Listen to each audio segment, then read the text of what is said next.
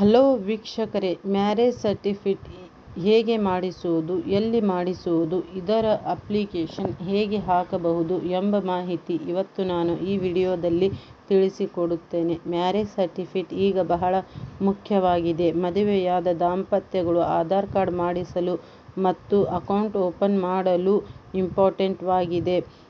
Marriage certificate ಮಾಡಲು ಕೋರ್ಟ್ಗೆ ಸುತ್ತಿ ಮತ್ತು ಮ್ಯಾರೇಜ್ ರಿಜಿಸ್ಟರ್ಗೆ ತಿರುಗಿ ಮಾಡಿಸಬೇಕಾಗಿತ್ತು. ಆದರೆ ಈಗ ಬಹಳ ಸುಲಭವಾಗಿದೆ. ನೀವು ಆನ್ಲೈನ್ನಲ್ಲಿ ಮತ್ತು ಕರ್ನಾಟಕ ಒಂದಲ್ಲಿ ಗ್ರಾಮ ಒಂದಲ್ಲಿ ಮಾಡಿಸಬಹುದು.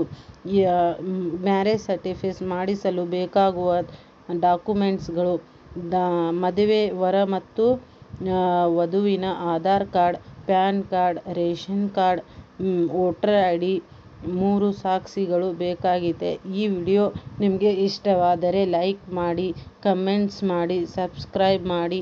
ಧನ್ಯವಾದಗಳು.